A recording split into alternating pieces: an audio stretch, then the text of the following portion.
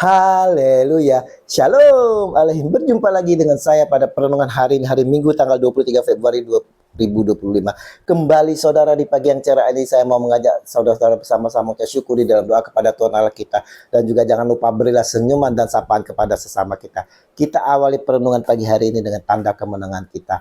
Dalam nama Bapa dan Putra dan Roh Kudus. Amin. Mau hidup serupa dengan Kristus. Bacaan liturgi hari ini diambil dari 1 Samuel 26 ayat 2, dilanjutkan ayat 7 sampai dengan 9, dilanjutkan dengan ayat 12 sampai dengan 13, dan dilanjutkan dengan ayat 22 sampai dengan 23. Bacaan kedua 1 Korintus 15 ayat 45 sampai 49, dan Injil Lukas 6 ayat 27 sampai dengan 38.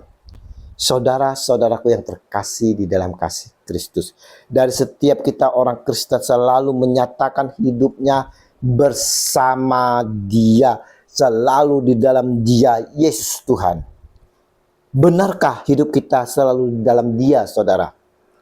Rasul Yohanes dalam suratnya menulis, barang siapa mengatakan bahwa ia ada di dalam Dia, ia wajib hidup sama seperti Kristus telah hidup.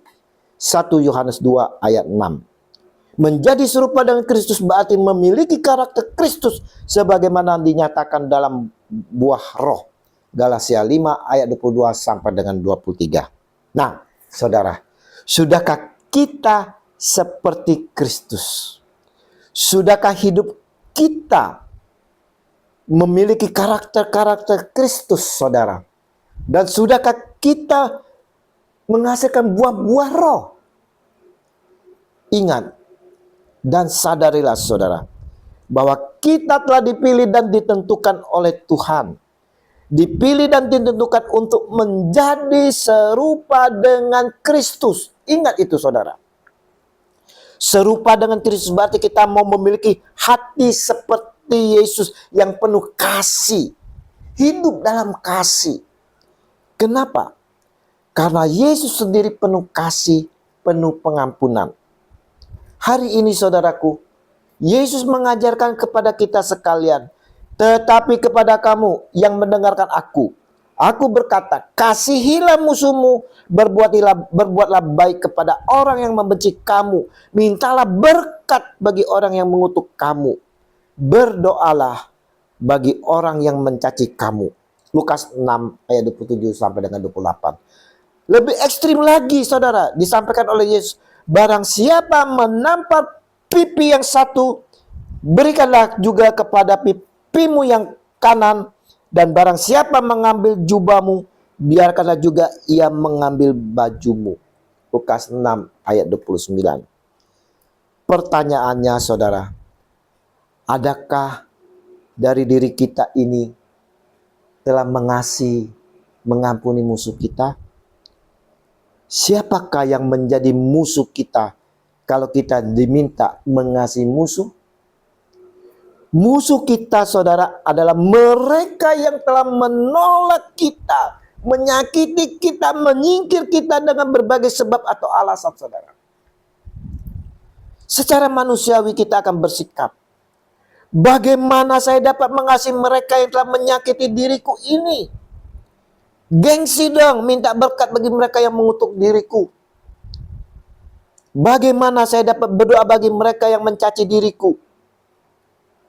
Tapi saudaraku yang terkasih, inilah perintah Yesus jika kita mau mengikuti Dia.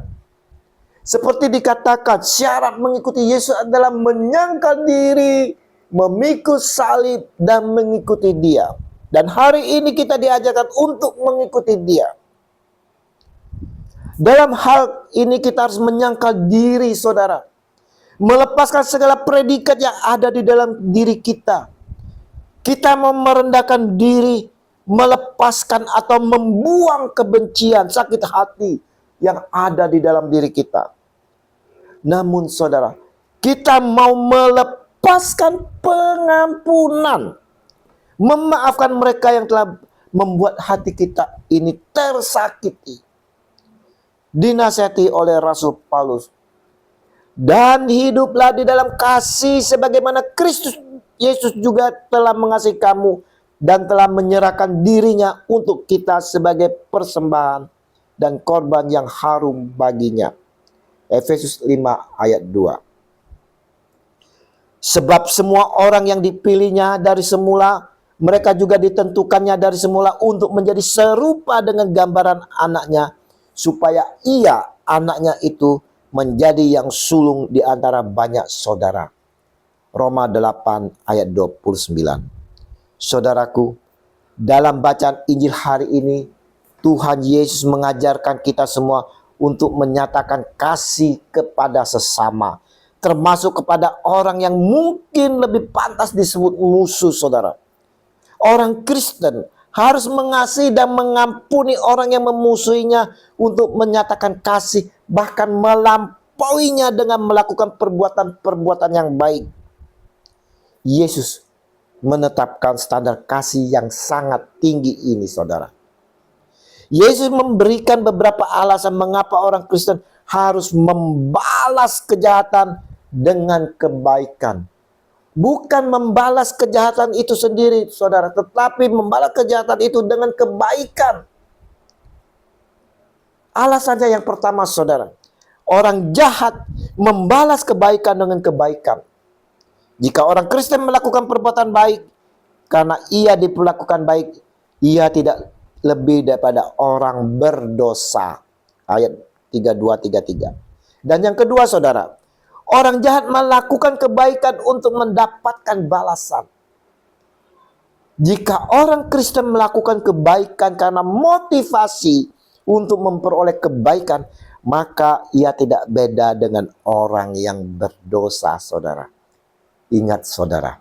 Dan yang ketiga, Allah Bapa di surga memberikan kebaikan kepada orang berdosa yang sebenarnya tidak pantas diperlakukan sedemikian karena sikap mereka yang tidak tahu berterima kasih.